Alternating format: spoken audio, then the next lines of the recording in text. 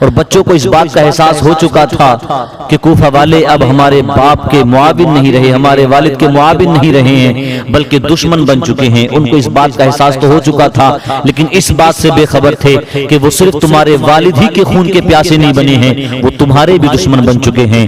جب دوسرا دن بھی گزر گیا تو چھوٹا بھائی بڑے بھائی سے کہتا ہے مجھے تو مدینے کی گلیوں نے اداس کر دیا ہے، رہ رہ کر مجھے مدینے کی گلیوں کا خیال آتا ہے، مجھے مدینے کے بچوں کی یاد آتی ہے۔ وہ کہتے ہوں گے دیکھو ابراہیم تو کوفہ میں جا کر ہمیں بھول چکا ہے۔ دوسرے بھائی نے کہا تھا کہ مجھے والدہ کی بار بار یاد آیا کرتی ہے، مجھے والدہ کی یاد نے تڑپا دیا ہے، وہ کبھی ہمارے بغیر کھانا نہیں کھایا کرتی تھی، وہ کبھی ہمارے بغیر سویا نہیں کرتی تھی، جب وہ کھانا کھانے کے لیے بیٹھتی ہوں گی تو انہیں ہماری یاد ستاتی ہوگی، جب وہ سونے کے لیے جاتی ہوں گی تو انہیں ہماری یاد ستاتی ہوگی۔ اسی نوعیت کی باتیں دونوں بچوں کے درمیان جب ہوتی تھی تو قاضی سریش اور ان کے گھر والے جب ان باتوں کو سنتے تھے تو ان کا دل دہل جایا کرتا تھا۔ یہ دونوں بچے اسی طرح کی باتیں کر رہے تھے۔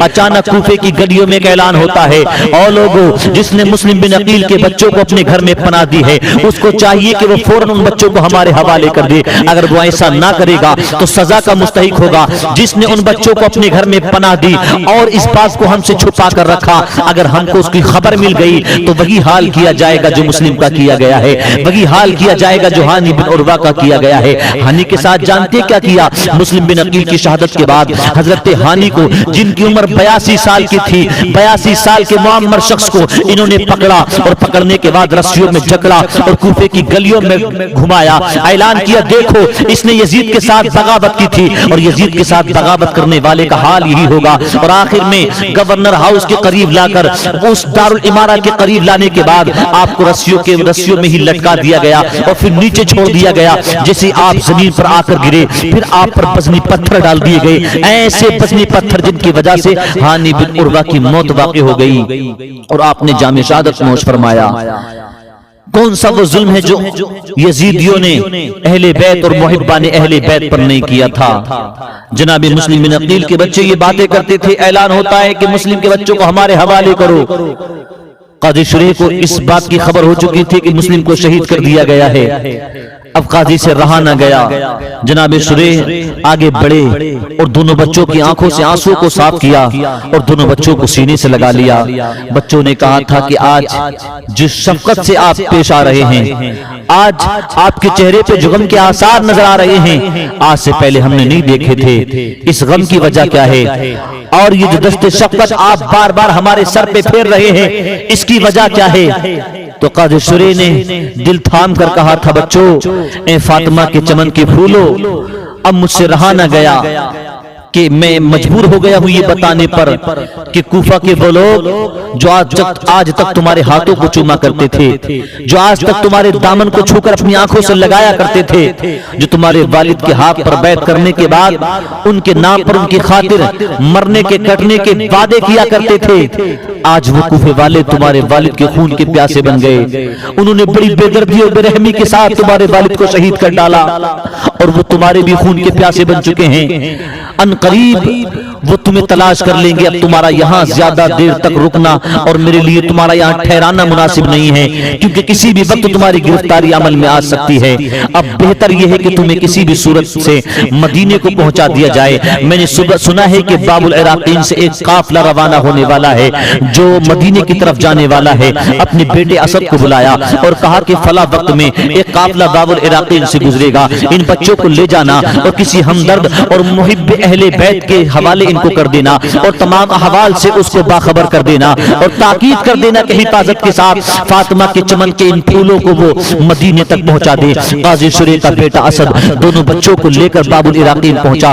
جب یہ پہنچا تو قافلہ نکل چکا تھا، رات کی اندھیری چھائی ہوئی تھی۔ حضرات قاضی شریح کا بیٹا لے کر دونوں بچوں کو دوڑا، تھوڑی دور دوڑا تھا کہ گرد اڑتی ہوئی نظر آئی۔ قافلے کی جب گرد نظر آنے لگی تو قاضی شریح کے بیٹے نے کہا تھا کہ میرا یہاں پر تمہارے ساتھ دوڑنا یہ مصلحت کے خلاف ہے، دیکھو وہ گرد نظر آ رہی ہے، ہو نہ ہو وہ اسی قافلے کی گرد ہوگی، جلدی سے دوڑ کر جاؤ اور اس قافلے میں شامل ہو جاؤ گے۔ اب بچے دونوں دوڑنا شروع کر دیتے ہیں۔ میرے عزیزوں بچے بہت چھوٹے تھے، ایک کی عمر 7 سال کی تھی، دوسرے کی عمر 8 سال کی تھی۔ میرے اور آپ کے بچے اپنے ہی دروازے پہ رات میں نکلنے کے لیے تیار لگے ہوا کرتے ہیں. اگر نکل جائیں تو ذرا سا پرندہ بھی نظر آ جاتا ہے تو ان کی چیخ نکل جایا کرتی ہے.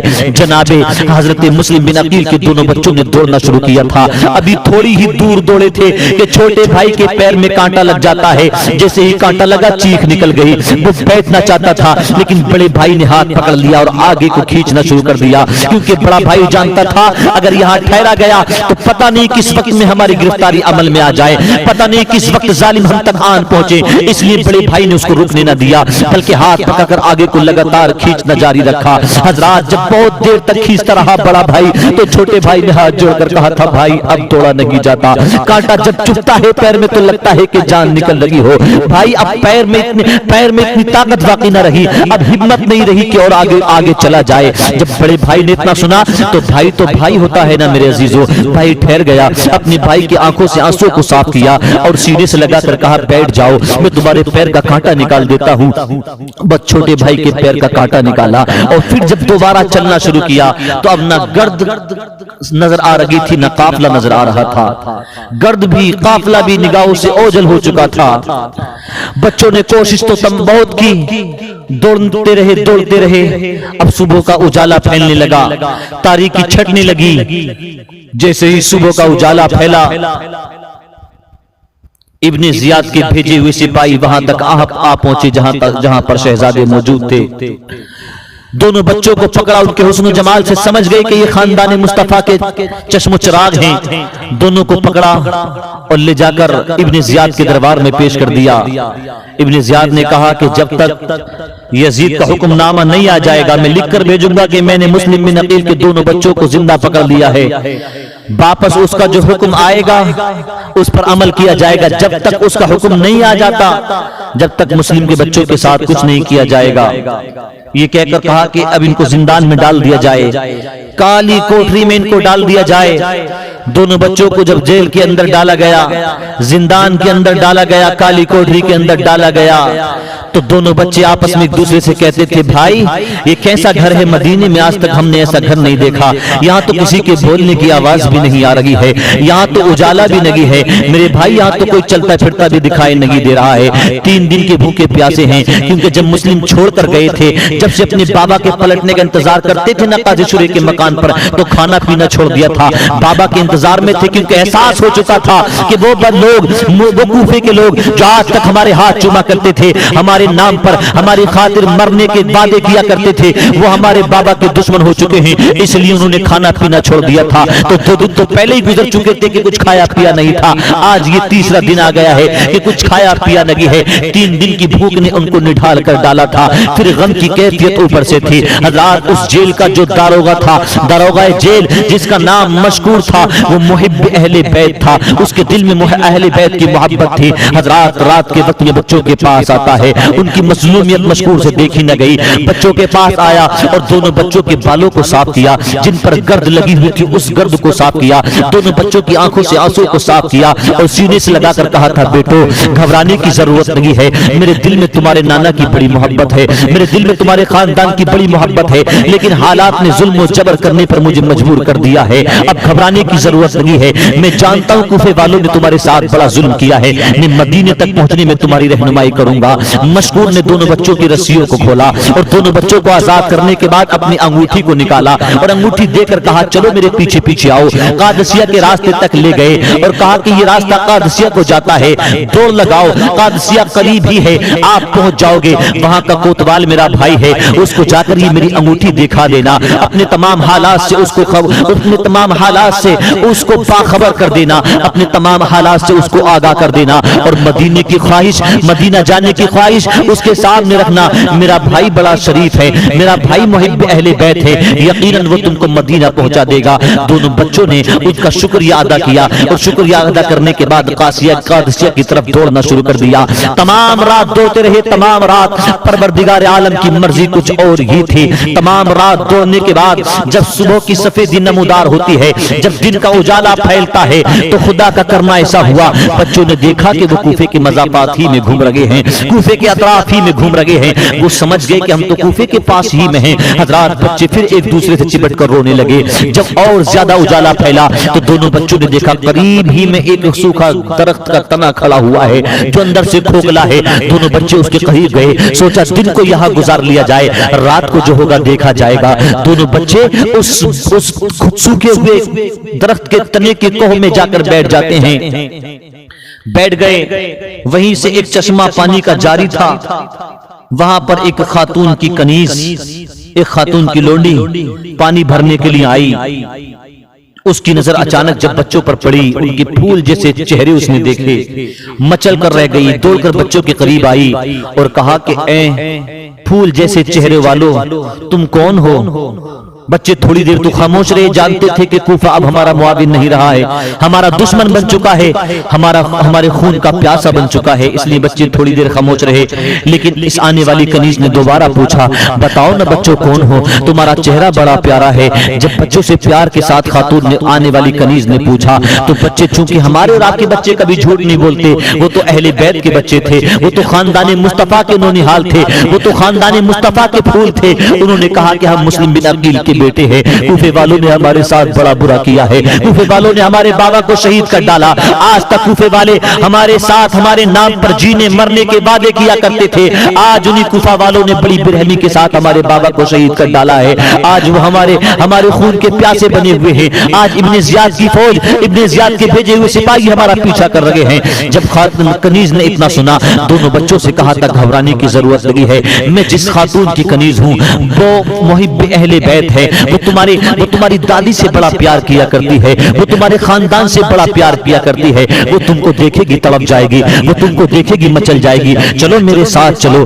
دونوں بچوں کو لے کر یہ کنیز اس خاتون کے گھر پہنچی، اپنی مالکہ کے پاس پہنچی۔ کنیز کے چہرے پر مسکراہٹ دیکھ کر، اس کے چہرے سے جو خوشیاں ظاہر ہو رہی تھی، ان کو دیکھنے کے بعد خاتون نے کہا تھا، اے کنیز بہت مسکرا رہی ہو، آج تمہاری خوشی کا ٹھکانہ لگی ہے، بتاؤ تو صحیح ایسی کون سی بات ہے جس نے تمہیں اتنا خوش کر دیا ہے۔ کنیز نے کہا تھا، خوشی کی بات ہے، آپ بھی سنو گی جھوم جاؤ گی، آپ بھی سنو گی مسکراؤ گی، آپ بھی سنو گی تڑپ جاؤ گی۔ آج میں تمہارے گھر وہ دولت لے کر آئی ہوں جس کو دیکھنے کے بعد تمہاری خوشیوں کا ٹھکانہ نہ رہے گا۔ خاتون نے کہا تھا، جلدی بتا کون سی وہ دولت ہے۔ کنیز نے کہا تھا، آج میں تمہارے گھر فاطمہ کے شہزادوں کو لے کر آئی ہوں، چمستانی فاطمہ کے پھولوں کو لے کر آئی ہوں، میں مصطفیٰ کریم صلی اللہ علیہ وسلم کے نواسوں کو لے کر آئی ہوں۔ خاتون نے کہا تھا، کیا مطلب؟ کہا دیکھو مسلم بن عقیل کے دو چھوٹے چھوٹے بچے میرے ساتھ آئے ہیں۔ جیسے ہی خاتون کی نظر مسلم بن عقیل کے بچوں کے چہروں پر پڑی، حضرات بالوں پر گرد لگی ہوئی ہے اور بھوک کے آثار چہرے سے ظاہر تھے، پھر اوپر سے غم کی کیفیت۔ بچوں کو دیکھا خاتون مچل گئی،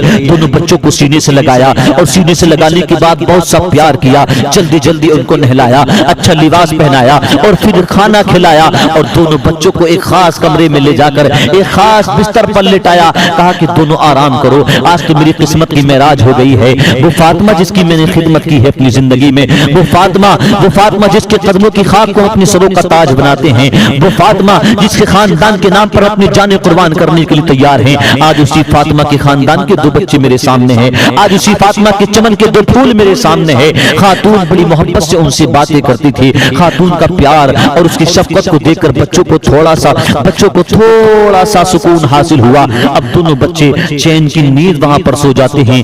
ادھر ابن زیاد کو یہ خبر ہو چکی تھی کہ مشکور نے مسلم بن عقیل کے بچوں کو آزاد کر دیا ہے۔ ابن زیاد مشکور کے پاس آیا اور کہنے لگا، مشکور بتا تو نے مسلم کے بچوں کے ساتھ کیا کیا؟ تو مشکور نے جواب دیا، میں نے ان کو اللہ کی رضا کے لیے آزاد کر دیا ہے، اللہ کی رضا کے لیے آزاد کر دیا ہے۔ تو کہنے لگا، ابن زیاد تجھے مجھ سے ڈر نہیں لگا؟ تو نہیں جانتا جو میری حکم عدولی کرتا اس کے ساتھ کیا سلوک کرتا ہوں میں؟ تجھے ڈر نہیں لگا مجھ سے؟ تو مشکور نے کہا، جو اللہ سے ڈرا کرتے ہیں وہ کسی دنیا دار سے نہیں ڈرا کرتے، میں تجھ سے کیوں ڈروں؟ میں پروردگار عالم سے ڈرتا ہوں۔ تو زیادہ سے زیادہ کیا کرے گا؟ میری جان لے لے گا، مجھے مار سکتا ہے، لیکن میں نے ان کو آزاد کرنے کے بعد جو سکون حاصل کیا ہے، آج سے پہلے میں نے زندگی میں وہ سکون کبھی حاصل نہیں کیا تھا۔ ابن زیاد نے کہا نادان تو جانتا نہیں، اگر تو ان کی حفاظت کرتا، ان پر نظر رکھتا اور یزید کے دربار تک پہنچا دیتا تو تجھ کو انعام ملتا۔ اب بتا تجھے موت کے علاوہ کیا مل سکتا ہے؟ اب تو نے ان کو آزاد کر دیا، بتا بھلا تجھے کیا ملے گا؟ مشکور نے کہا تھا میں ان کو اگر آزاد نہ کراتا، یزید کے دربار تک پہنچا دیتا تو مجھے انعام ملتا اور وہ دنیا کا انعام یہیں پر مٹ جاتا۔ میں سمجھتا ہوں ان کو قید میں رکھنے سے مجھے کچھ نہیں ملتا، اب میں نے ان کو اللہ تبارک و تعالیٰ کی رضا کے لیے آزاد کر دیا ہے۔ میرا ایمان بولتا ہے کہ کل میدان قیامت میں مجھے ان کے نانا کی شفاعت نصیب ہوگی اور ان کے نانا کی شفاعت سے مجھے جنت میں مقام ملے گا۔ اور ابن زیاد یاد رکھ تو اس دولت سے محروم رہ جائے گا۔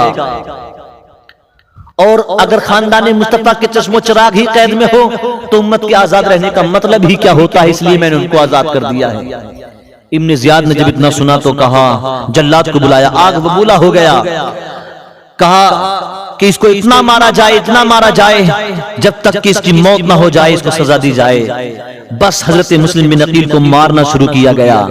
پہلے ان کی ہڈیوں کو توڑا گیا، ہاتھوں کی ہڈیوں کو، اور ہاتھوں کی ہڈیوں کو توڑ کر الگ کر دیا گیا، پھر ان کے گھٹنوں کو پھوڑا گیا اور پھر گھٹنوں کی ہڈیوں کو الگ کر دیا گیا۔